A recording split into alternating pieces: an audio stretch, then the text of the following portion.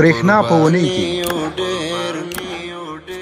د افغانستان برېښنا شرکت عمومي اجرایوي رئیس الحاج ملا محمد خلیف حمزه د کابل او یو شمېر نور ولایتونو له مراجعینو سره ولیدل او د برېښنا په تړاو د دوی ستونزو او وړاندیزونو د اورېدو ترڅنګ یې اړوندو مراجعو ته د یادو ستونزو د حل سپارښتنه وکړه. مولوی عبدالرحمن رحمانی رئیس عملیاتی د افغانستان برېښنا شرکت ضمن بازدید از بخش‌های مختلف ریاست ساختمانی امور برق تلاش‌های کارمندان و مسئولان را ستایش نموده و به آنان جهت بهبود امور هدایات لازم ارائه نمود. د بغلان الاخان کلی کې د 160 کیلو وولټ امپیر په ظرفیت یو ترانسفارمر نصب او ورسره شاوخوا 100 تنه نویو پیریدونکو ته برېښنا برابره شوه.